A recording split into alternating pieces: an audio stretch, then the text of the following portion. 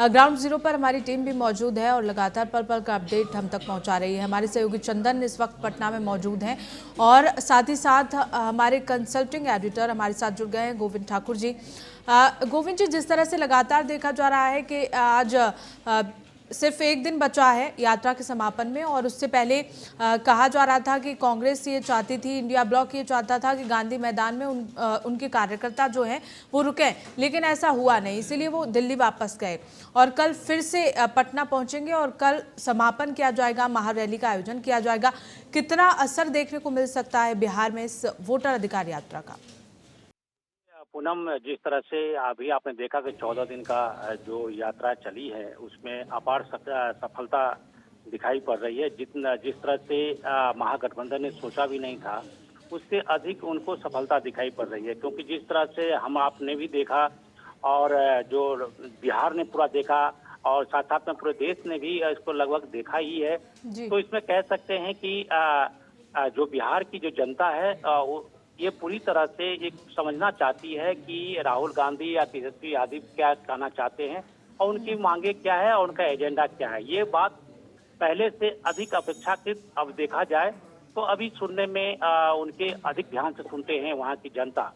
तो इसकी सफलता को लेकर अब यही कह सकते हैं कि फिलहाल तो महागठबंधन ने अपनी जो बड़ी एक चाल है वो चल दी है और उनको जो आपने देखा कि सासाराम से लेकर जिस तरह से आरा तक में जो भी यात्राएं हुई है अभी तक और अब पटना में जिसको रखा गया है और कल सुबह ही से ही यहाँ पर गहमागहमी बढ़ जाएगी। पूरे देश से विपक्ष के सारे नेताओं को निमंत्रण भेजा गया है और उम्मीद की जा रही है कि लगभग सभी विपक्ष के नेता इस मंच पर साझा करेंगे और अपनी अपनी बात को रखेंगे।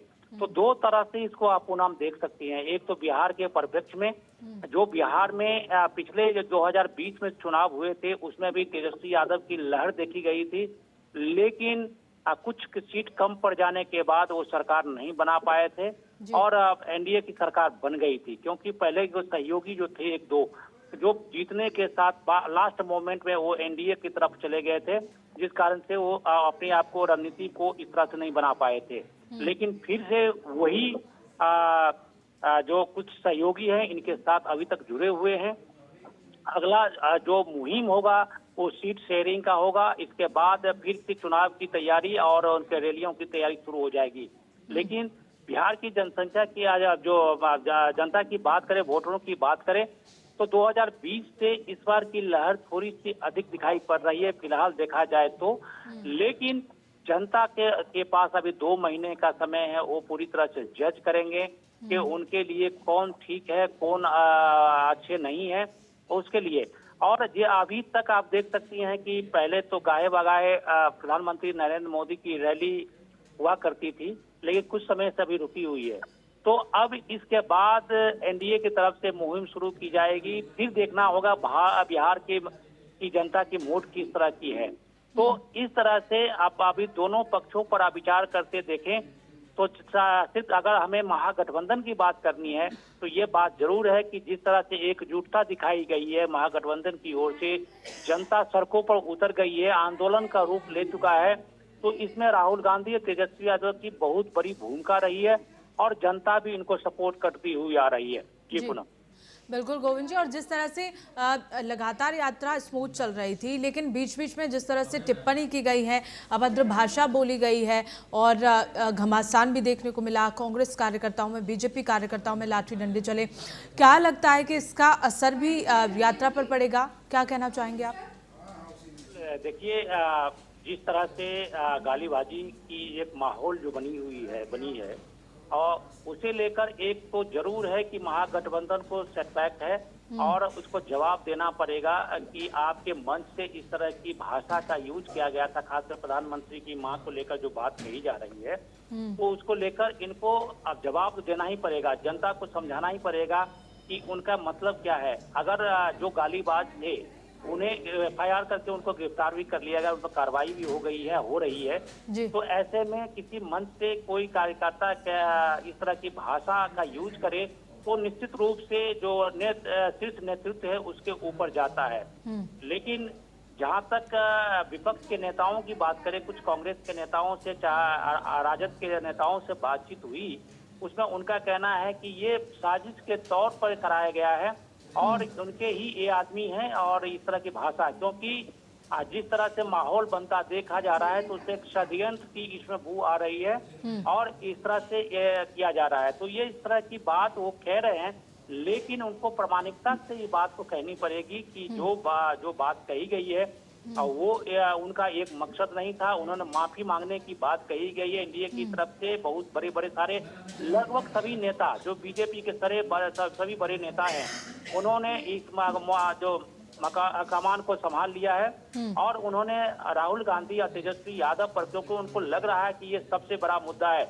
पूनम, आप देखिए विगत जितने 2014 से जब से प्रधानमंत्री नरेंद्र मोदी अपना जो चुनावी रणनीति के तौर पर बिसाते हैं, तो एक न दो ऐसे मुद्दे उनको मिल जाते हैं जिसको लेकर वो भावनात्मक रूप से एकत्रित कर लेते हैं, अपने समर्थकों को भावनात्मक रूप से इकट्ठा कर लेते हैं और उसकी एक ध्रुवीकरण हो जाती है, जिस कारण से हर चुनाव में उनको फायदा मिल जाता है। उससे पहले आप देखिए 2014 में ही जिस तरह से मणिशंकर अय्यर ने उनको जो कुछ बात कही थी, जिसको लेकर उन्होंने इस बात को फिर इसको मौत का सौदागर कहा गया, तो इस पर भी उन्होंने फायदा उठाया। इस प्रकार से पिछले आप चुनाव में भी देख सकती हैं कि उनको चोर है, चौकीदार चोर है, इसका उनको फायदा मिला।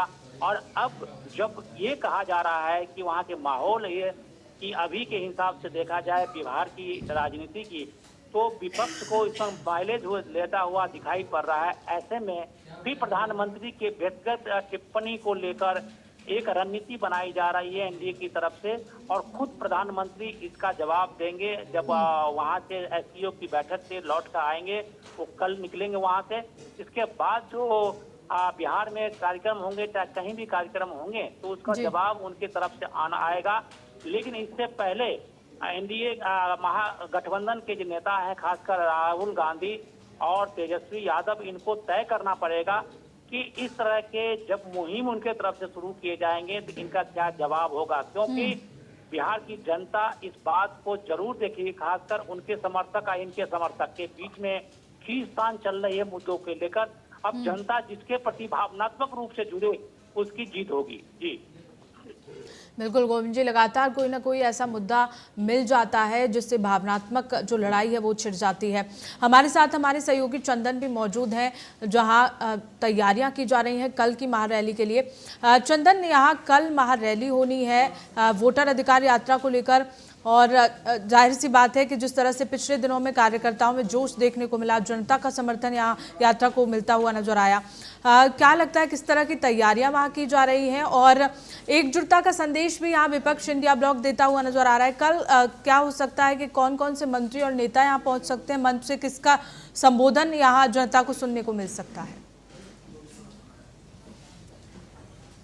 बिल्कुल, आपको बता दें कि पूनम की कल की तैयारियां में जो महागठबंधन है वो जुटी हुई है। हालांकि आपको बता दें पिछले 17 अगस्त से लगातार राहुल गांधी, तेजस्वी यादव लोगों के बीच जा रहे हैं और वोटर अधिकार यात्रा को सफल बनाने के लिए हर जिले में घूम रहे हैं और कल समापन है यहाँ से।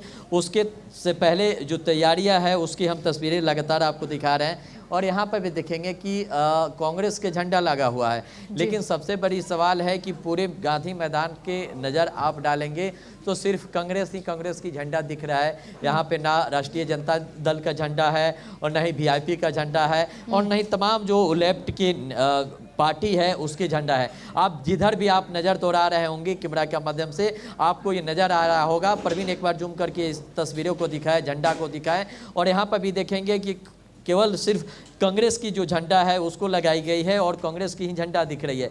सबसे बड़ी सवाल है कि महागठबंधन की कल रैली है, यहाँ से पदयात्रा होगा और तमाम जो छोटे बड़े पार्टियां हैं वो उनके साथ हैं। इसके साथ ही बता दें बिहार की सबसे बड़ी पार्टी राष्ट्रीय जनता दल राजद के भी झंडा कहीं दूर दूर तक नजर नहीं आ रही है। अब तक के जितने भी झंडे दिख रहे हैं आपको कांग्रेस के ही दिख रहे हैं। आप देखेंगे कि यहाँ पे भी एक टेंट गिराया गया है, उसके भी गेट के बाहर जो लगाया गया है कांग्रेस के ही झंडा है और यहाँ पे भी देखेंगे कि कांग्रेस की झंडा है। लेकिन सबसे बड़ी सवाल है कि कल की जो यात्रा है उसमें किसी प्रकार से दूसरे पार्टी के जो झंडा है वो नहीं लगाई गई है।